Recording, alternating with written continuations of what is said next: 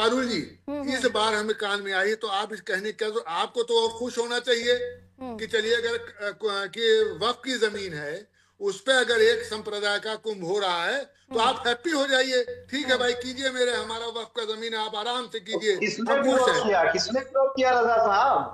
किसने विरोध किया? किसी ने विरोध किया क्या? नहीं विरोध नहीं, लेकिन ये खुल के बात जो आई है मेरे क्यों पास, आप मैं पहली बार ये सुन रहा हूँ कि 54 बीघा जो है इस वक्त कहने की कोई जरूरत नहीं थी कि 54 बीघा जो है जमीन वो हमारे जो है वो उसकी है, वक्त की है। जब ये बात आएगी कि यहाँ मुसलमानों की एंट्री बैन है और साधु और संत मिलकर के ये तय कर लेंगे और ये कहेंगे कि यहाँ मुसलमान नहीं आएगा, तो किसने कहा बैन है? अभी तो मुख्यमंत्री ने साफ कह दिया ना, स्पष्ट कह दिया ना आरिफ साहब, किसने कहा बैन है? कहाँ आदेश निकला कोई बैन का? कितने वीडियो वायरल हैं, साधु संत लोगों ने बैठक किया। अरे तो जो ऑथराइज्ड पर्सन है उसने तो इनवाइट कर लिया ना सर, जो ऑथराइज्ड पर्सन है मुख्यमंत्री पद पर है वो तो खुद आमंत्रित कर रहे हैं ना। नहीं इसीलिए तो मैं कह रहा हूँ कि ये बातें आई है तभी मुख्यमंत्री जी सफाई दे रहे हैं। की पूरी व्यवस्था है, अगर कोई वहाँ पे अस्थिरता पैदा करेगा, वहाँ पे कोई दंगा करने का प्रयास करेगा, वहाँ पे कोई दंगा फसाद करने का प्रयास करेगा, उसकी डेंटिंग पेंटिंग की भी पूरी व्यवस्था है। नहीं, आपको हाथरस की बेटी के लिए भी डेंटिंग पेंटिंग करना चाहिए, उनके लिए जो बातें यहाँ करने की नहीं है। अभी आपने क्या किया?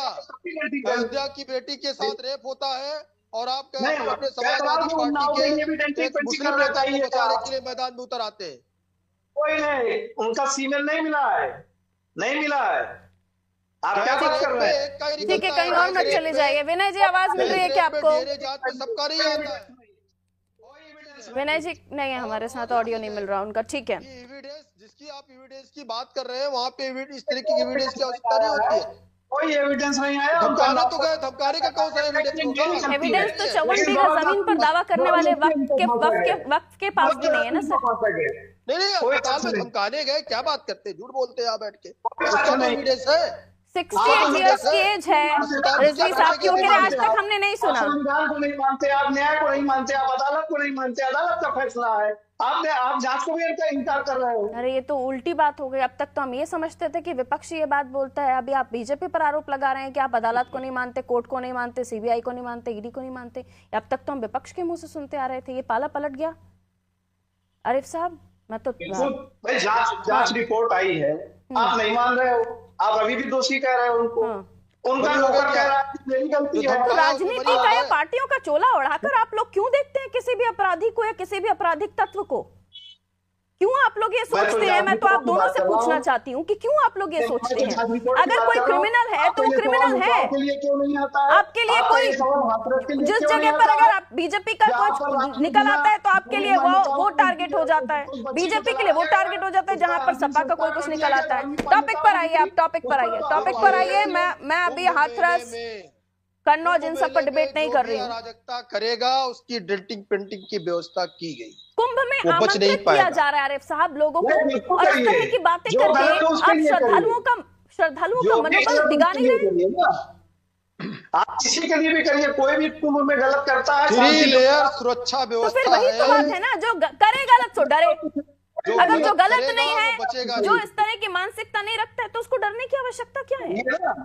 वो आवाज उठाए ना, वो बोले जिसको प्रॉब्लम है, जो खुद इस तरह के तत्व जो स्नान करना चाहता है वहां पर, जिसकी भी धार्मिक आस्था है। अभी तक ये आवाजें उठ रही थी कि बैन है। आज मुख्यमंत्री साहब ने पूरी बात साफ कर दी। वहां पे अस्थिरता पैदा करने के लिए, दंगा करने के लिए, विघ्न के लिए कोई आएगा, उसके लिए नो एंट्री।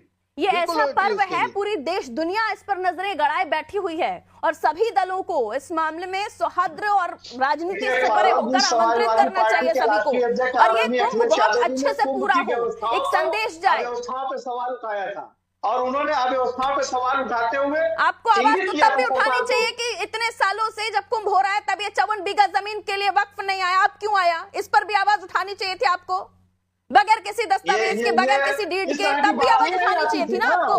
अभी आप लोग ये कह रहे हैं, और अभी आप कह रहे हैं कि जांच होनी चाहिए। क्यों जांच होनी चाहिए? अब तक कहाँ गया था? आधार पर कोई बात ही नहीं आती थी, पहले तो इस तरह की कोई बात ही नहीं आती। दिखाइए।